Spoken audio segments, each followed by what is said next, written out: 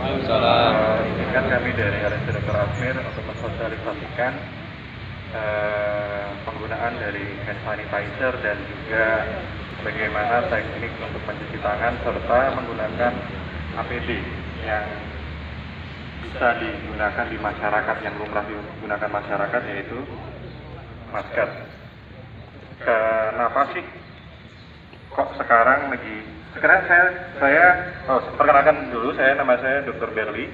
Saya kerja di Triase RSUD Dr. Asmir. Sebelumnya, bapak-bapak, ibu-ibu, rekan-rekan di sini, apakah sudah tahu apa kejadian yang terjadi hari ini, detik ini, saat ini? Ada?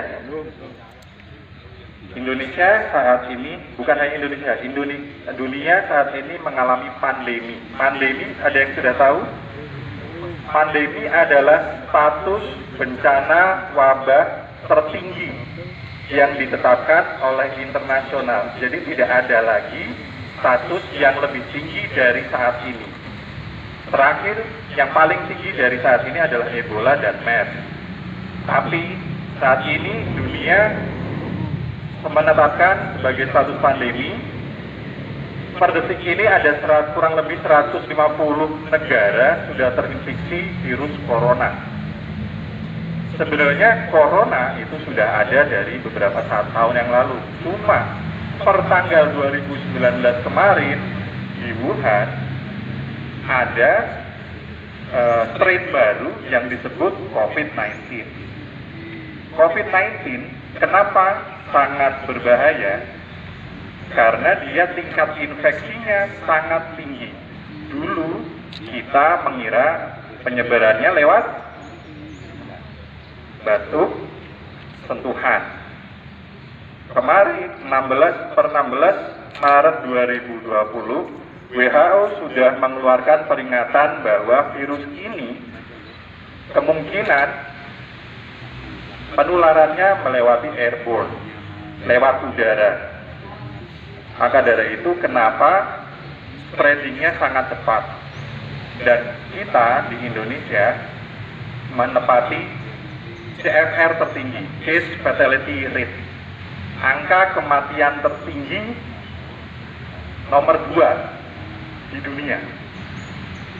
Jadi dengan jumlah yang kita temukan masih sangat sedikit dengan dibandingkan luas wilayah Indonesia yang sangat besar, tentunya bagi kita bukan saatnya untuk leha-leha. Karena jumlah positif yang kita temukan sedikit, berarti kemungkinan besar adalah di luar sana atau di sekitar kita ini ada penderita yang positif tetapi tidak menimbulkan gejala dan belum dinyatakan positif atau belum dilakukan lab. Karena 85% dari penderita COVID-19 yang ditemukan adalah asimptomatik. Asimptomatik itu tanpa gejala. Jadi nggak ada keluhan. Kalau umpamanya yang disebarkan kan jika Anda mengalami sesak napas, batuk, panas, terus nyeri dada, menggigil, demam lebih dari 38, ada riwayat kontak atau 14 hari sebelumnya pernah pergi ke daerah yang jangkit. Dulu kita waspadanya kalau 14 hari pergi dari luar negeri. Sekarang enggak. Sekarang semua orang yang 14 hari sebelumnya punya riwayat perjalanan ke daerah yang notabene ada kasus COVID-19 di Indonesia, itu kita langsung cek. Nah, permasalahannya adalah fasilitas kesehatan kita memang terbatas. Kalau kita lihat, wah Italia banyak sekali itu. Kita nggak bisa bandingin karena jumlah tenaga kesehatan, fasilitas kesehatannya memang lebih baik dari kita. Kita nggak bisa pungkiri itu. Maka dari itu penanggulangannya adalah salah satunya penggunaan APD, cuci tangan, penggunaan hand sanitizer, dan yang paling penting yang digalakan pemerintah saat ini adalah depannya S. Nah, social distancing. Kenapa sih pentingnya social distancing? Social distancing itu Contohnya seperti ini, ya kayak panjenengan gini, jaraknya kurang lebih 1 meter kalau berkumpul, terpaksa berkumpul atau diharuskan berkumpul pada suatu agenda. Tetapi kalau tidak penting banget, tidak urgent banget, tidak harus seperti wah pengen nongkrong di mana, pengen antri KFC karena beli 45.000, itu usahakan nggak usah. Jadi memang social distancing itu bukan hanya untuk panjenengan sendiri, bukan hanya untuk kita, bukan hanya untuk lingkungan di sekitar saja, tetapi kita juga melindungi masyarakat di sekitar kita, orang-orang yang kita sayang. Karena kayak tadi bahayanya COVID-19 itu, dia bisa asimptomatik. Di salah satu daerah ada seorang penderita, dia nggak ada gejala, tidak ada riwayat kontak, tidak ada riwayat pergi ke daerah, tapi konfirmasinya positif. Nah itu kan berarti kita harus lebih waspada ya, bahwa ini bukan sesuatu yang bisa kita remeh, ya, kita anggap remeh. Maka dari itu penting sekali bahwa penggunaan desinfektan, apalagi keterbatasan sekarang ya. Mungkin kalau di kita masih lebih mudah, tapi kalau ke daerah-daerah yang kasus positifnya banyak, itu jangan harapkan nemu hand sanitizer semudah ini. Sangat susah. Malah bahkan sudah banyak beberapa teman-teman saya itu yang ngoplos, jadi dari alkohol berapa persen nanti dicampurkan gitu. Nah nanti di sini saya akan mempraktekkan bagaimana cara. Sebelumnya kalau ada yang mau ditanyakan boleh nanti langsung dipotong saja biar mempersingkat waktu. Terus selanjutnya saya akan mempraktikkan cara cuci tangan. Kenapa sih cuci tangan penting? Karena ya ini, dia paling penyebarannya ada 3, tidak hanya 2 nih. Kecurigaan sekarang sudah 3. Kontak, droplet itu apa sih? Droplet itu kayak kita batuk, kita wahing, kita bersin, kita berjarak ngomong. Seperti saya ini ngomong sama teman saya, kadang-kadang kan ada yang secara tidak langsung kita tuh memuncratkan beberapa partikel. Batuk, satu bersin itu bisa ribuan partikel yang kita sebarkan, dan kita nggak tahu itu isinya apa. Nah, sudah droplet, sudah kontak, yang ketiga adalah udara. Karena ada kecurigaan bahwa virus dari COVID-19 ini bisa bertahan di udara bebas kurang lebih sampai 3 jam. Jadi kita ya makan dari itu, kalau tidak penting-penting sekali keluar, harus sekali keluar ya memang harus kita tahan untuk membantu pemerintah dalam rangka menahan laju pertumbuhan dari COVID-19 ini. Nah, saya satu lagi urgensinya kenapa? Karena kalau seandainya orang terkena COVID-19 dan dia terkonfirmasi positif, walaupun dia asimptomatik, tidak ada gejala, tidak ada keluhan, dia harus self-isolation selama 14 hari, 2 minggu. Bayangkan jika yang terkena adalah orang-orang yang berada di garis depan, contohnya dokter, perawat, mungkin polisi, mungkin yang melakukan pelayanan publik, otomatis dia harus istirahat. Tidak bisa dong melakukan pelayanan publik, karena kalau dia melakukan pelayanan publik secara tidak langsung dia bisa menularkan gitu. Jadi dianya tidak kenapa-kenapa, tiba-tiba dia melakukan kontak dengan mungkin orang yang rentan, orang yang memiliki keterbatasan imunitas, ada penyakit penyerta, jantung, diabetes menaun, itu orangnya nggak kenapa-kenapa, yang kontak sama dia kenapa-kenapa. Bahayanya dari COVID-19 itu seperti itu. Kita tidak boleh panik, ikuti anjuran instruksi dari pemerintah. Yang penting kita tetap waspada dan jangan menganggap remeh. Selanjutnya saya akan jelaskan untuk bagaimana penggunaan aseptik ya. Aseptik ini isinya etil alkohol, jadi kebanyakan alkohol ya, chlorhexidrin, glukonat 0,5%. Nah, ada beberapa yang di luar sana merek-merek ya, ada anti, ada apa lagi, Detol gitu ya. Wah, kalau Detol itu kan geger tuh kemarin waktu dibuka anti coronavirus. Ya memang karena coronavirus itu sebelumnya memang sudah ada, cuma strain yang COVID-19 ini adalah strain baru yang ditemukan dan vaksinasinya itu belum ada. Kalau memang ada pemberitaan, wah virus vaksin COVID-19 sudah ditemukan, jalannya masih panjang, masih harus clinical trial, masih harus percobaan ke orang, masih harus dievaluasi, masih selalu panjang. Jadi kita tidak boleh mengharapkan itu.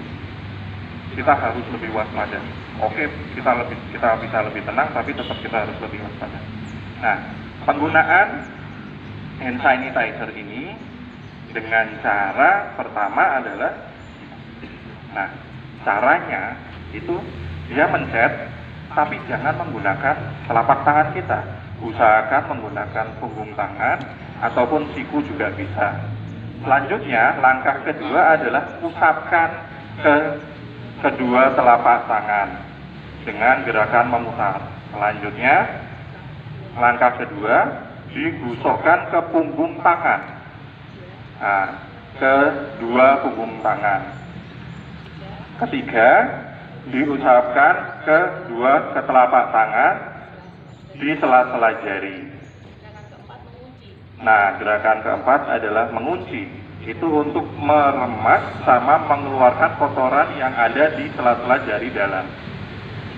Yang kelima, mengusap bagian dari jempol secara mengarah jarum jam ya.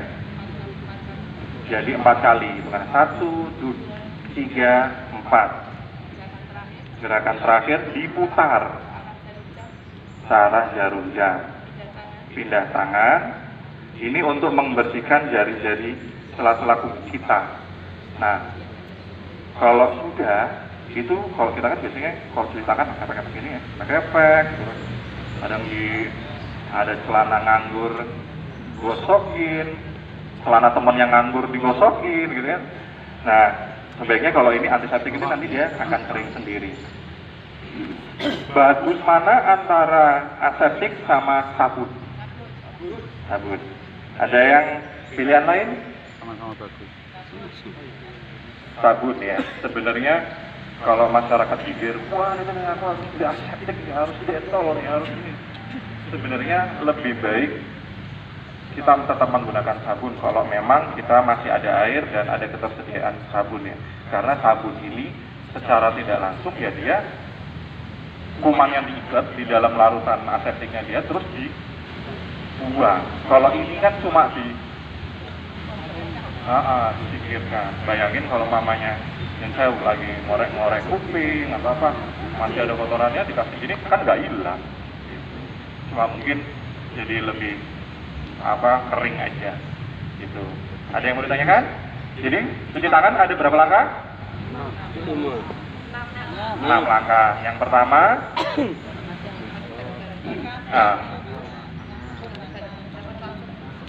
Osok. langsung praktek aja ya. Osok. Langsung praktek. Nanti bareng-bareng gitu ya. Liga. Bareng-bareng. Gak apa-apa, nanti yang penting adalah kita paham bagaimana cara mencuci tangan. Kalau mungkin teman-teman yang punya rekan-rekan yang punya kerabat di tenaga medis pasti sudah paham lah, tangan yang pada kering. Sudah? Oke. Mbak Yuli. Langkah pertama, usapkan, rasakan. 1, 2, 3, 4. 1, 2, 3, 4. 1, 2, 3, 4. Dikunci. 1, 2, 3, 4. Satu, dua, tiga, empat. Satu, dua, tiga, empat. Gerakan terakhir. Satu, dua, tiga, empat. Jati tangan. Satu, dua, tiga, empat. Selesai. Selesai. Garing. Ya kan kering. Ya. Nah, ada beberapa tambahan. Kalau ternyata nih dengan datang ke rumah makan atau apa kan banyak yang seperti ini, tapi kan satu, ya waktu ngambil itu boleh gini, tapi kalau saya lebih suka gini ya, lebih sama saja sih sebenarnya, cuma lebih kuat saja. Nah nanti waktu sudah cuci tangan gitu kan, kerannya masih nyala tuh, iya kan? Nah, wah. Nah nanti waktu mau matikan bisa begini atau pakai tisu, gitu ya? Tidak. Ke saya udah besi. Mau pakai tisu. Nah nanti kegiatan seperti ini usahakan ya memang dengan situasi seperti ini minimalkan penggunaan tangan. Kalau membuka pintu, kalau bisa didorong ya mungkin kalau daerah kantor banyak kan kaki. Bisa pakai kaki ya. Gitu. Selanjutnya ada penggunaan. Oh ya, untuk cuci tangan ini kita dilakukan kalau di rumah sakit ada 5 momen. Yang pertama adalah sebelum memegang pasien. Kalau kita kontak ya, kalau ada yang melakukan pelayanan publik sebelum bersentuhan dengan pasien, setelah bersentuhan dengan pasien, setelah kontak dengan cairan tubuh pasien, setelah berada di lingkungan pasien, atau sebelum melakukan tindakan. Nah, jadi kalau kita ya kalau memang yang bukan medis, cuci tangan ini kalau bisa ya kalau kita sudah tahu nih habis megang apa, mau makan cuci tangan, habis salaman sama siapa, atau habis dari motor mau makan cuci tangan. Jadi usahakan sebagai daily activity, jadi bukan cuma sebagai momentum, tapi kebiasaan kita untuk jadi lebih bersih. Dan yang selanjutnya, oh iya. Izin Bapak Ibu, izin menambahi untuk diperhatikan bahwa kuku tidak boleh panjang karena banyak kuman di kuku, jadi kuku harus pendek. Terus kemudian untuk cara pencuci tangan dengan hand scrub, yang ini namanya hand scrub, waktunya 20 sampai 30 detik. Terus ini nanti akan mengeringkan sendiri. Untuk menggunakan sabun, cuci tangannya waktunya 40 sampai 60 detik. Biarkan air mengalir, kita cuci tangan di bawah air mengalir. Seperti itu. Untuk diperhatikan saja. Tambahan dari Mbak Yuli ya. Selanjutnya kita mau pakai etika batuk. Nah, etika batuk itu pentingnya kenapa sebenarnya? Karena kalau kita ada scanner gitu ya, kalau di Fakultas Kedokteran dulu kita meneliti ada scanner, satu kali batuk itu minimal bisa sampai 5.000 partikel. 5.000 partikel. Kalau kita kadang-kadang cuma gitu nggak ada asap, kadang nggak ada asapnya, itu minimal 5.000 partikel. Kita tidak tahu ada satu partikel yang TBC, ada partikel yang pneumonia, satu partikel yang infeksi saluran napas lainnya. Nah, maka dari itu etika batuk itu penting untuk melindungi orang-orang di sekitar kita. Pertama, kalau memang kita tidak ada apa yang menutupi mulut kita, jangan pernah pakai tangan, karena tangan kita ini kotor sekali. Mau sudah cuci berapa kali pun kita harus menganggap tangan kita ini kotor. Makanya jangan dibiasakan ada habis megang apa ada anak kecil pijat-pijat pipinya gitu kan. Itu usahakan dihindari. Tangan kita ini sangat kotor. Banyak sekali kuman di tangan kita karena transisinya kebanyakan dari tangan. Nah nanti kalau kita batuk itu dengan cara menyikapkan tangan kita, lipatan lengan kita lakukan. Ya. Jadi batuknya seperti ini. Secara tidak langsung dan itu harus di samping, harus mengarah ke samping, jangan ke depan. Jadi kalau di depan ada orang. Nah, yuk kita coba praktekkan. Wah, lama penyebaran.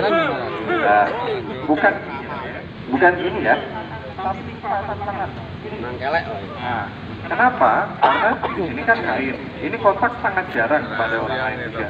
Dan harapannya, kalau kita implantnya di sini, sama saja. Nanti kita harus cuci tangan yang di sebelah sini juga. Gitu. Terus yang kedua, kalau ada tisu, kadang-kadang kan ibu-ibu gitu kan, pasti prepare sekali ya. Nah, tutup.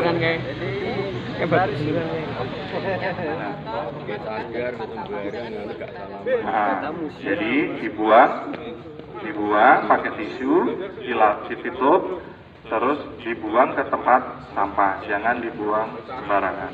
Usahakan. Oh ya, untuk bapak-bapak jangan suka ngelelet-ngeletin ya. Kadang-kadang ada meja, ada apa, itu kan, wah, kelanjutan leletin dikit. Gitu. Jangan, usahakan jangan seperti itu. Itu etika batu.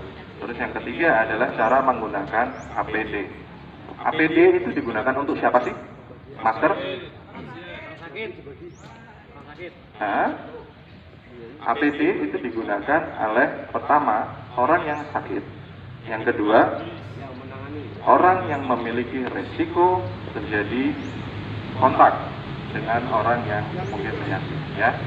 Jadi kalau untuk orang sehat sebenarnya tidak perlu digunakan.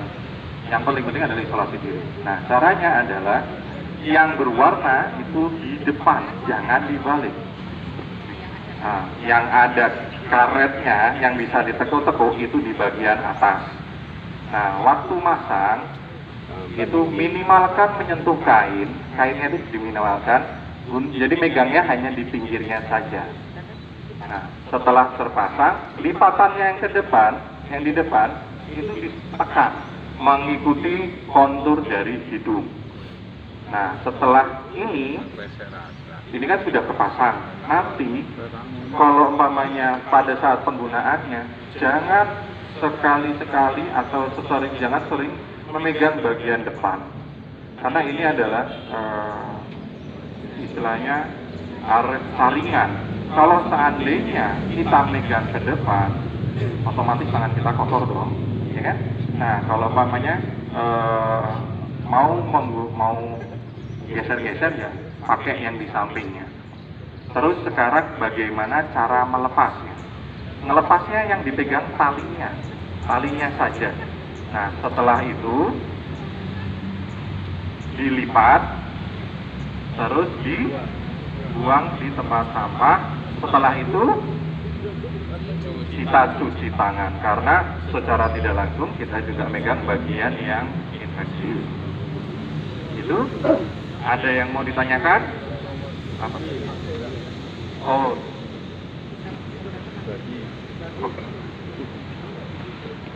Izin menambahkan Bapak Ibu, kalau di rumah kita tetap melakukan antiseptik seperti pegangan pintu, kita bisa bersihkan dengan klorin, tapi di pasaran kita jumpai yaitu Baclean. Jadi untuk mengepel lantai kita bisa menggunakan super pel ditambahi dengan Baclean, biar kuman-kuman yang di lantai, di pintu-pintu jendela itu bisa mati. Dianjurkan untuk menggunakan Baclean. Jadi pegangan tangan, pegangan pintu, jendela wajib dibersihkan pakai Baclean. Seperti itu. Untuk pulang kerja jangan pegang istri dan suami dulu, dan anak jangan pegang dulu, sebelumnya kita cuci tangan. Ya, terima kasih. Oh ya, ini yang terakhir tadi disampaikan Mbak Yuri penting sekali ya. Ketika kita habis keluar rumah, datang ke rumah, usahakan sekali kita kalau bisa mandi. Kita tidak tahu yang kita hadapi untuk ke depan, karena kondisi kita saat ini adalah kondisi negara lain yang saat ini lagi krisis 2 minggu yang lalu. Jadi kita nggak tahu apa yang kita hadapi ke depan. Maka dari itu kita harus tetap waspada, jangan panik, serahkan komando dari pemerintah, kita ikuti instruksinya. Social distancing, izinkan kami tenaga kesehatan untuk bekerja lebih keras lagi, saling mendoakan kita semua untuk agar lebih terjaga kesehatannya. terus jaga orang-orang di sekitar kita. Kalau ada yang pernah bilang kemarin saya ketemu ya, ada salah satu anggota, anaknya libur, bapaknya kon kerja, bedanya opo? Nah, kita anaknya memang libur itu untuk meminimalkan resiko.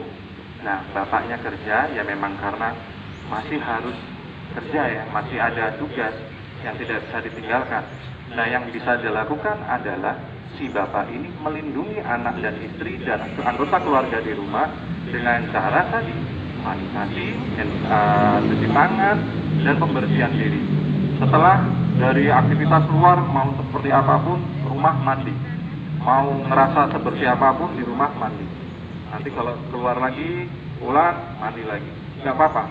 Jauh lebih baik preventif daripada kalau ternyata walau ya terjadi hal-hal yang tidak diinginkan. Itu ada yang mau ditanyakan?